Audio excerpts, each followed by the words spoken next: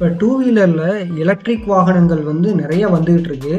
So Ola company பார்த்தீங்கன்னா நிறைய வாகனங்களில் சேல் பண்ணிகிட்டு இருக்காங்க. ஸோ ஓலா கம்பெனிக்கு ஒரு நோட்டீஸ் போயிருக்கு. மத்திய நுகர்வோர் பாதுகாப்பு ஆணையத்திலிருந்து ஒரு நோட்டீஸ் வந்து ஓலா கம்பெனிக்கு போயிருக்கு. அது ஒரு பிரச்சனைன்னு வண்டியை கொண்டு போய் அங்கே வச்சோம் அப்படின்னா அந்த சர்வீஸ் பண்ணுறதுக்கான ஆட்கள் இல்லாதனால அந்த சென்டரில் அப்படியே இருக்குது. இந்த மாதிரி அந்த ஷோரூம்லேயே போய் பைக்கை உடைக்கிறது, அதுக்கப்புறம் பைக்கை கொளுத்துறது, இந்த மாதிரி எல்லாம் ஈடுபட்டுக்கிட்டு இருந்தாங்க. ஓலா கம்பெனியில் பார்த்தீங்கன்னா கிட்டத்தட்ட 80,000 கம்ப்ளைண்ட்ஸ் வந்து ஒரு மாதத்துக்கு வருது அப்படின்னு சொல்கிறாங்க. ஸோ ஒரு ரிப்போர்ட் எடுத்து பார்த்தீங்க அப்படின்னா இந்த அளவுக்கான கம்ப்ளைண்ட்ஸு இந்த ஓலா பைக்கில் இருக்குது அப்படின்னு சொல்லியிருக்காங்க. இவங்ககிட்ட என்ன ஒரு பிரச்சனை அப்படின்னு பார்த்தீங்கன்னா சர்வீஸ் வந்து கரெக்டாக கொடுக்காதனால தான். இப்போ மற்ற கம்பெனியெல்லாம் எடுத்துக்கிட்டிங்க அப்படின்னா சர்வீஸ்க்கு வந்து வர சொல்லுவாங்க. அதில் பீரியாடிக்கலாக சர்வீஸ் பண்ணி கொடுப்பாங்க. நம்ம ஏதாவது ஒரு இஷ்யூன்னு போனோம்னா அந்த இடத்துல சர்வீஸ் பண்ணுறதுக்கான ஆட்கள் வந்து அந்த இடத்துல இருக்காங்க. பட் வந்து ஓலா கம்பெனியில் அந்தளவுக்கு சர்வீஸ் இல்லாதது தான் ஒரு மிகப்பெரிய ஒரு குறையாக இருக்குது. ஸோ ஓலாவோட கான்செப்ட் பார்த்திங்கன்னா நம்ம ப்ரீ புக்கிங் பண்ணணும், அதுக்கப்புறம் பார்த்திங்கன்னா ரொம்ப நாள் வெயிட் பண்ணணும்.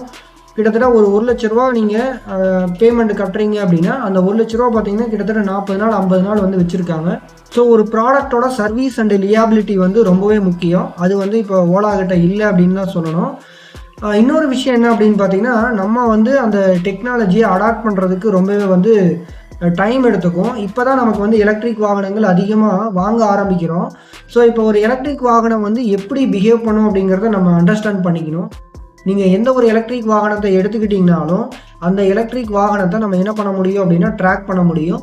உங்களோட பேட்டரியோட ஹெல்த் எப்படி இருக்குது, நீங்கள் சார்ஜ் பண்ணுறீங்க, வண்டி எவ்வளோ ஸ்பீடில் போயிட்டுருக்குது, எப்படி அந்த பேட்டரி வந்து டவுன் ஆகுது, இது எல்லாத்தையும் வந்து நம்மளால் வாட்ச் பண்ண முடியும். இப்போ நீங்கள் பேட்டரி வெஹிக்கிளில் 80 கிலோமீட்டர் ஸ்பீட்லேயே போயிட்டுருக்கீங்க அப்படின்னா அந்த தெர்மல் மேனேஜ்மெண்ட் சிஸ்டம் இருந்தாலுமே அங்கே ப்ரொடியூஸ் ஆகிற டெம்பரேச்சரை அது வந்து வித்ஸ்டாண்ட் பண்ணும் அப்படிங்கிறத சொல்ல முடியாது. நீங்கள் வண்டி ஓட்டிகிட்டு இருக்கும்போது அந்த பேட்டரியில் இருக்கக்கூடிய மாலிகூல்ஸ் எல்லாமே என்ன ஆகும் அப்படின்னு பார்த்தீங்கன்னா மூவ் ஆகிட்டே தான் இருக்கும்.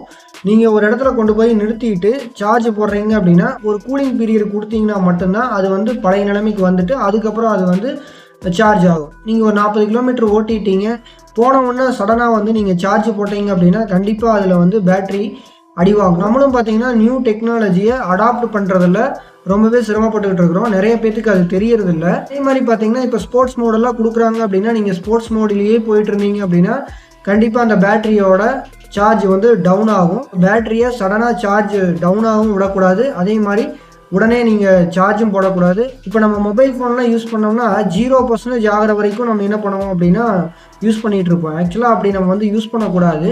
அட்லீஸ்ட் ஒரு 10%க்குள்ளே வரும்போது நம்ம வந்து சார்ஜ் போட ஆரம்பிச்சிடணும். அதே மாதிரி 90% ரீச் ஆயிடுச்சு அப்படின்னா நம்ம வந்து சார்ஜை நிறுத்திடணும். ஸோ இது வந்து பேட்டரியை நீங்கள் வந்து கரெக்டாக மெயின்டைன் பண்ணுறதுக்கான ஒரு ப்ரொசீஜர். ஸோ இந்த மாதிரி நிறையா விஷயங்கள் வந்து இந்த எலக்ட்ரிக் வாகனங்களை நம்ம பார்த்து தான் வச்சுருக்கணும். ஸோ நீங்கள் ஒரு எலக்ட்ரிக் வண்டி எப்படி பிஹேவ் பண்ணும் அப்படிங்கிறத நீங்கள் கண்டிப்பாக தெரிஞ்சுக்கணும். அப்படி தெரிஞ்சுக்கிட்டால் மட்டும்தான் நம்ம இந்த டெக்னாலஜியை அடாப்ட் பண்ண முடியும்.